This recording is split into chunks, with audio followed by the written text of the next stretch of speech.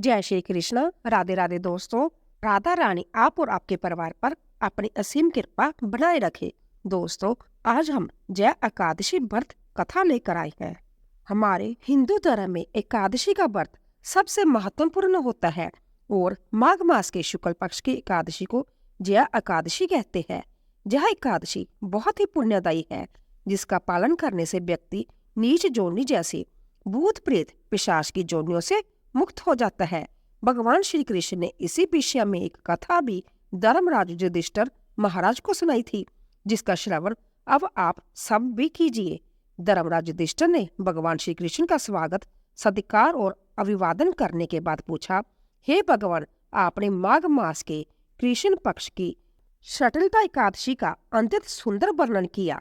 आप सब देश अंडस उदित और जराजुज चारों प्रकार के जीवों के उत्पन्न पालन तथा नाश करने वाले हैं। अब आप कृपा करके माघ शुक्ल एकादशी का भी वर्णन कीजिए। इसका क्या नाम है, इसके व्रत की क्या विधि है और इसमें कौन से देवता का पूजन किया जाता है। तब श्री कृष्ण कहने लगे, हे राजन, इस एकादशी का नाम जया एकादशी है। इसका व्रत करने से मनुष्य ब्रह्मा हत्या आदि पापों से छुटकारा पाकर मोक्ष को प्राप्त होता है तथा इसके प्रभाव से भूत प्रेत पिशाच आदि जोनियों से भी मुक्त हो जाता है। इस व्रत को विधि पूर्वक करना चाहिए। अब मैं तुमसे पद्म पुराण में वर्णित इसकी महिमा और कथा सुनाता हूँ। ध्यान पूर्वक श्रवण करो। देवराज इंद्र स्वर्ग में राज्य करते थे और अन्य सभी देवक सुख पूर्वक स्वर्ग में रहा करते थे। एक समय देवराज इंद्र अपनी इच्छा अनुसार नंदन वन में अप्सराओं के साथ विहार कर रहे थे और गंधर्व गान कर रहे थे। उन गंधर्वों में प्रसिद्ध पुष्प दंत तथा उसकी कन्या पुष्पवती और चित्रसेन तथा उसकी पत्नी मालिनी भी उपस्थित थे। साथ ही मालिनी का पुत्र पुष्पवान और उसका पुत्र माल्यावान भी उपस्थित थे। पुष्पवती गंधर्व कन्या माल्यावान को देखकर उस पर मोहित हो गई और माल्यावान पर काम बाण चलाने लगी। उसने अपने रूप, लावण्य और हाव भाव से माल्यावान को अपने वश में कर लिया। हे राजन, वह पुष्पवती अत्यंत सुंदर थी। अब वह इंद्र को प्रसन्न करने के लिए गान करने लगे, परंतु परस्पर मोहित हो जाने के कारण उनका चित्त भ्रमित हो गया था। उनके ठीक प्रकार से ना गाने और स्वर ताल ठीक ना होने से इंद्रदेव उनके प्रेम को समझ गए और उन्होंने इसमें अपना अपमान समझकर उनको श्राप दे डाला। देवराज इंद्र ने कहा, हे मूर्खो, तुमने मेरी आज्ञा का उल्लंघन किया है, इसीलिए तुम्हारा धिक्कार है। अब तुम दोनों स्त्री पुरुष के रूप में मृत्यु लोक में जाकर पिशाच रूप धारण करो और अपने कर्म का फल भोगो। इंद्र का ऐसा शाप सुनकर वह अत्यंत दुखी हुए और हिमालय पर्वत पर दुख पूर्वक अपना जीवन व्यतीत करने लगे। उन्हें गंध रस तथा स्पर्श आदि का कुछ भी ज्ञान नहीं था। वहां उनको महान दुख मिल रहे थे और उन्हें एक क्षण के लिए भी निंद्रा नहीं आती थी। उस जगह अत्यंत शीत था, जिससे उनके रोंगटे खड़े रहते और मारे शीत के दांत बजते रहते। एक दिन पिशाच ने अपनी पत्नी से कहा कि पिछले जन्म में हमने ऐसे कौन से पाप किए थे जिससे हमको जय दुखदायी पिशाच जोनी प्राप्त हुई। इस पिशाच जोनी से तो नरक के दुख सहना ही उत्तम है। अंततः हमें अब किसी प्रकार का पाप नहीं करना चाहिए। इस प्रकार विचार करते हुए वह अपने दिन व्यतीत कर रहे थे। तभी देवजोग से माघ मास में शुक्ल पक्ष की जया नामक एकादशी आई। उस दिन उन दोनों ने कुछ भी भोजन नहीं किया, ना ही कोई पाप कर्म किया, केवल फल फूल खाकर ही दिन बिताया और सायंकाल के समय महान दुख से पिप्पल के वृक्ष के नीचे बैठ गए। उस समय सूर्य भगवान अस्त हो रहे थे। उस रात को अत्यंत ठंड थी, जिस कारण वह दोनों शीत के मारे अति दुखी होकर मृतक के समान आपस में चिपटे हुए पड़े रहे। उस रात्रि को उनको निंद्रा भी नहीं आई। श्री कृष्ण कहते हैं, हे राजन, जया एकादशी के उपवास और रात्रि जागरण के प्रभाव से दूसरे दिन प्रांत्य होते ही उनकी पिशाच जोनी छूट गई। अत्यंत सुंदर गंधर्व और अप्सरा की देह धारण कर सुंदर वस्त्र आभूषणों से अलंकृत होकर उन दोनों ने स्वर्गलोक को प्रस्थान किया। उस समय आकाश में देवता उनकी स्तुति करते हुए पुष्प वर्षा करने लगे। फिर स्वर्गलोक में जाकर इन दोनों ने देवराज इंद्र को प्रणाम किया। इंद्र इनको अपने पहले के ही रूप में देखकर अत्यंत आश्चर्यचकित हुए और पूछने लगे कि तुमने अपनी पिशाच योनि से किस तरह से मुक्ति पाई, सो सब बतलाओ। माल्यावन ने कहा, हे देवेंद्र, भगवान विष्णु की कृपा और पावन जय एकादशी के प्रभाव से हमारी पिशाच दे छूटी है। तब इंद्र बोले, हे माल्यावन, भगवान की कृपा और एकादशी का व्रत करने से न केवल तुम्हारी पिशाच योनि छूट गई, वरना हम लोगों के भी तुम बंदनीय हो गए हो, क्योंकि श्री विष्णु और शिव जी के भक्त हम लोगों के लिए बंदनीय है। अंत आप धन्य है। अब आप पुष्पपति के साथ जाकर विहार करो। इस प्रकार भगवान श्री कृष्ण कहने लगे, हे राजा युधिष्ठिर, इस जय एकादशी के व्रत से बुरी योनि से भी मुक्ति मिल जाती है। जिस मनुष्य ने इस एकादशी का व्रत किया है, उसने मानो सब जग जप दान आदि कर लिए। जो मनुष्य जय एकादशी का व्रत करते हैं, वह अवश्य ही 1000 वर्ष तक स्वर्ग में वास करते हैं। दोस्तों, ये थी जय एकादशी व्रत की कथा। सभी प्रेम से बोलिए जय एकादशी की जय। प्रिय श्रोताओं, अब हम सभी भगवान की कृपा और उनके चमत्कारों को जानने के लिए एक और कथा का श्रवण करते हैं। और ये कथा है वृंदावन के एक संत महाराज की, जो कि भगवान श्री कृष्ण की आराधना किया करते थे। यह संसार मिथ्या है और जो भी संसारिक चीजों में पड़ता है उसे अपार दुख सहना ही पड़ता है। इसीलिए उन्होंने इस संसार को भूलने की एक जुक्ति की, अपने मन को निरंतर हर क्षण श्री कृष्ण की ही भक्ति में रमाए रखा। हर समय वह श्री कृष्ण का स्मरण करते रहे।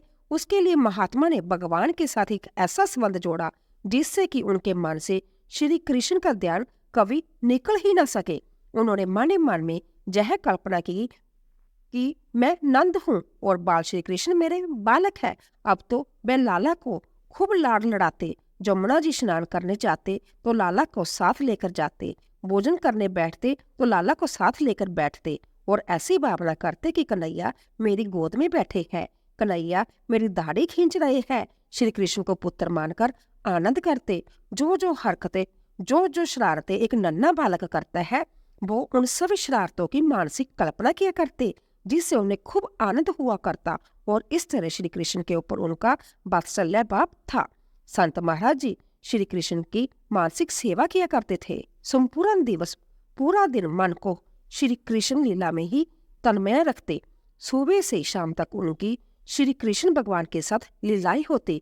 जैसे कि घर में एक नन्हा शिशु होता है तो पूरी दिनचर्या उस शिशु के नाम ही हो जाती है। सुबह से लेकर रात तक शिशु के कपड़े बदलने से लेकर खाना खिलाना, दुलार करना, सुलाना, यह सारे काम जिस तरह से एक शिशु के साथ किए जाते हैं, उसी तरह की भावना मन में करते हुए महात्मा जी श्री कृष्ण के साथ किया करते थे। अब जिसके घर में छोटा शिशु हो, उसे कुछ समय तक, जब तक वह बालक बड़ा नहीं हो जाता, तब तक बाहरी दुनिया में क्या हो रहा है इसकी जरा सुध बुध कम ही रहती है। तो ऐसे ही वह संत महात्मा थे। हर समय वह श्री कृष्ण के साथ ही उन्हें अपना बालक मानकर उनकी मानसिक सेवा में ही तन्मय रहते थे। आसपास क्या हो रहा है, संसार में क्या चल रहा है, इसका चिंतन करने का उनको कोई अवसर ही ना मिले। इसलिए वह हमेशा बाल कृष्ण रूप का मानसिक स्मरण किया करते थे। अगर डायरेक्ट मन को भक्ति में लगाया जाए तो हो सकता है कि मन में वह भक्ति जागना थोड़ा मुश्किल हो जाए, लेकिन अगर किसी खास लीला के साथ अपने मन को भक्ति में जोड़ा जाए तो वह भक्ति बड़ी सहज ही प्राप्त हो जाती है और भगवान की कृपा भी सहज ही प्राप्त हो जाती है। इसके लिए भगवान के साथ एक संबंध स्थापित करना होता है। अब चाहे वह पिता पुत्र का हो, माता पुत्र का हो, सखा भाव हो, प्रेमी का भाव हो या कैसा भी भाव हो, जब तक भगवान के साथ एक संबंध नहीं बनेगा तब तक उनके साथ जो आपका संबंध है वह प्रगाढ़ नहीं होगा। कुछ ना कुछ लीलाएं भगवान जब भी संबंध स्थापित करते हैं तो दिखाते ही रहते हैं। अब श्री कृष्ण के साथ पुत्र का संबंध जोड़कर महात्मा जी संसार को भूल गए और वह बाल कृष्ण के साथ ही तन्मय हो गए। श्री कृष्ण को पुत्र मानकर खूब लाड लड़ाने लगे और महात्मा जी ऐसी भावना मन में किया करते कि आज तो देखो कन्हैया मुझसे केला मांग रहा है, कह रहे हैं बाबा मुझे केला दो, और जैसे छोटे बालक हट करते हैं उसी तरह से कन्हैया उनके साथ हट कर रहे हैं। अब संत महाराज जी के पास उस समय केले तो थे नहीं, तो मानसिक भाव से वह बाजार जा रहे हैं। बाजार में बढ़िया पीले पके हुए केले खरीदकर उन्हें मन से मानसिक भाव से श्री कृष्ण को अर्पण कर रहे हैं। अपने हाथ से केला छील छील कर उन्हें खिला रहे हैं और नन्हे कान्हा मुंह में 2 दांत लिए हुए अपने छोटे छोटे उन दांतों से कूतर कूतर कर केला खा रहे हैं। और यह सब देखकर संत महात्मा बड़े प्रसन्न हो रहे हैं। उनके मन ही मन में यह सारी लीलाएं चल रही है और वह सारा दृश्य अपने मन की आंखों से ही देख रहे हैं। इस तरह संत महाराज जी का पूरा दिन कान्हा जी के साथ ही बीता करता। मानसिक सेवा वह करते थे और मन से जो भी भगवान उनसे मांगा करते वह मानसिक भाव करके वह सारी वस्तुएं उन्हें अर्पण करते। कन्हैया तो बहुत बोले हैं, प्रत्यक्ष रूप से दी गई चीजों को तो वह स्वीकार करते ही है, और अगर मानसिक रूप से उन्हें सेवा की जाए और मानसिक रूप से कोई वस्तु उन्हें अर्पण की जाए तो फिर तो कहना ही क्या है, वह तो शीघ्र ही स्वीकार कर लेते हैं। अब महात्मा जी कभी अपने शिष्यों से कहते कि इस शरीर से गंगा स्नान तो कभी हुआ नहीं, वही मुझे एक बार करना है। उनकी इस इच्छा को जानकर शिष्य कहते कि महाराज जी काशी पधारिए। तब महाराज जी के मन में अपने छोटे से कन्हैया का ध्यान आ जाता। जैसे ही वह घर छोड़कर स्नान के लिए जाने का सोचते तभी उनके मन मंदिर में विराजित श्री कृष्ण कन्हैया कहने लगते, बाबा मैं तो तुम्हारा छोटा सा बालक हूं ना, मुझे छोड़कर काशी नहीं जाना। इस तरह महात्मा सेवा में तन्मय होते। मन ही मन में उनसे बात करते, उन्हें समझाते, ना लाला ऐसे अकेला थोड़ी ना जाऊंगा छोड़कर। तब उनको ऐसा लगता कि मेरा लाला जाने की मनाही कर रहा है। मेरा कान्हा तो अभी बहुत छोटा है और मैं अपने नन्हे से कान्हा को घर पर अकेला छोड़कर यात्रा करने भले कैसे चला जाऊं। मुझे लाला को छोड़कर नहीं जाना। ना होता है स्नान तो ना सही। महात्मा धीरे धीरे समय बीतने पर बहुत बूढ़े हो गए। अब संत महाराज जी का शरीर तो वृद्ध हुआ, परंतु उनका कन्हैया तो अभी तक छोटा ही रहा। वह तो बड़ा हुआ ही नहीं। उनका प्रभु में बाल भाव ही स्थिर रहा।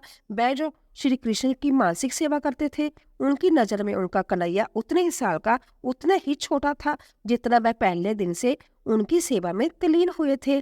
अब एक दिन इसी तरह से लाला की मानसिक सेवा करते करते, चिंतन करते करते, उनका स्मरण करते करते संत महाराज जी की मृत्यु को प्राप्त हो गए। शिष्य कीर्तन करते करते महात्मा जी को शमशान ले जा रहे थे।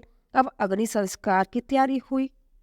इतने में ही एक 7 वर्ष का अति सुंदर बालक कंधे पर गंगा जल का घड़ा लेकर वहां आ गया और उसने उन शिष्यों से कहा, जे मेरे पिता है और मैं इनका मानस पुत्र हूँ।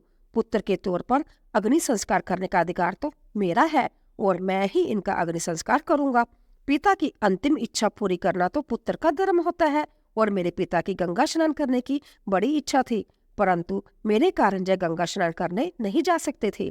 इसीलिए आज मैं इनके लिए जय गंगा जल लेकर आया हूँ। पुत्र जिस प्रकार पिता की सेवा करता है, उस प्रकार बालक ने संत महाराज जी के शव को गंगा स्नान कराया। संत महाराज जी के मस्तक पर तिलक लगाया, पुष्प की माला पहनाई और अंतिम बंधन करके अग्नि संस्कार किया। सारे लोग जब देखते ही रह गए। नेक साधु महात्मा थे, परंतु किसी की भी बीच में बोलने की कोई हिम्मत ही नहीं हुई। अग्नि संस्कार हुआ और इधर वह बालक एकदम अंतर्धान हो गया। उसके बाद लोगों को ध्यान हुआ कि महात्मा जी के तो कोई पुत्र था ही नहीं। संत महाराज जी के मानसिक सेवा के बारे में शिष्य जानते थे। जय भी जानते थे कि महात्मा जी श्री कृष्ण के प्रति अपना पुत्र भाव रखते हैं।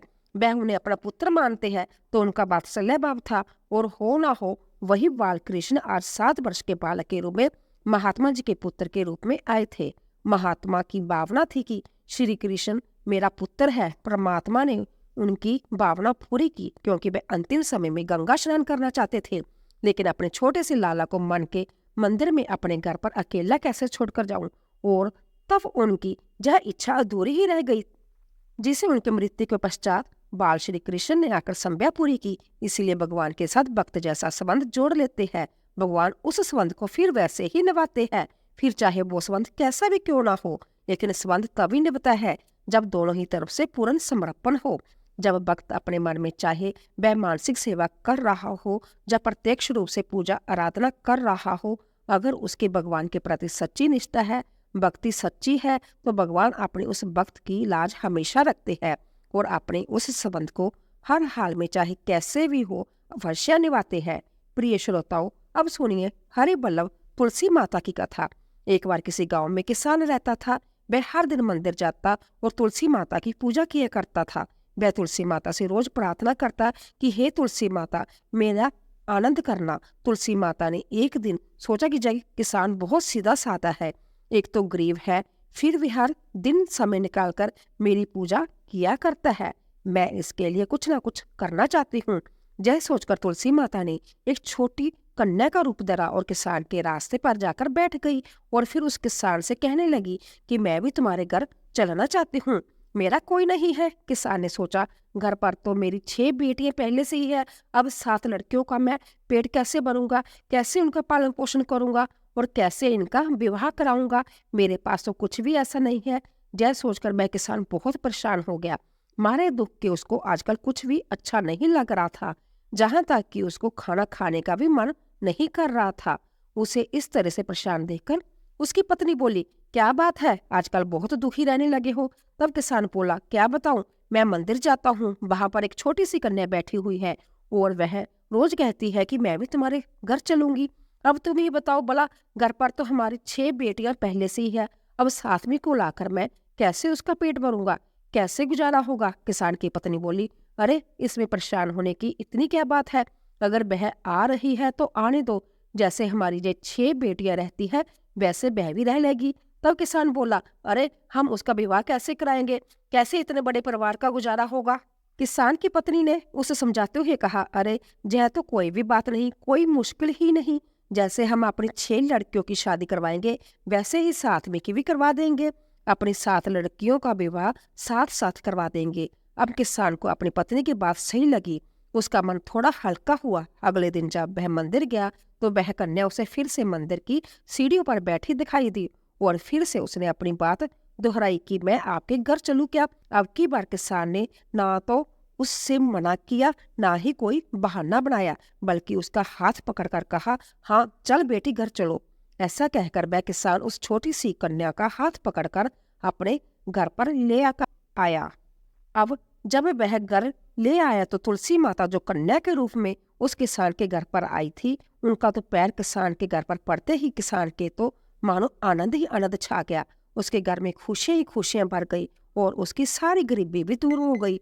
अब किसान के घर में किसी बात का कोई अभाव नहीं था। धीरे धीरे समय बीता और किसान की वह सभी कन्याएं अब विवाह के लायक हो गई।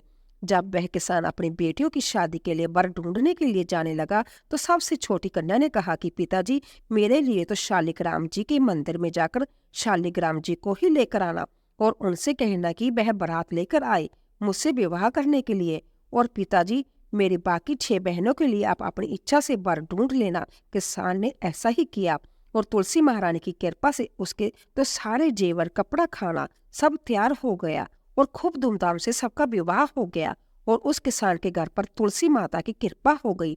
हे तुलसी माता, जैसे आपने उस किसान के घर पर कृपा की है वैसे ही सब पर करना और वैसे ही आनंद और खुशियां सबको देना। कथा को कहते, सुनते और हुंकारा भरते सभी भक्तों घर पर अपनी कृपा दृष्टि बनाए रखना, सभी के दुख दूर करना।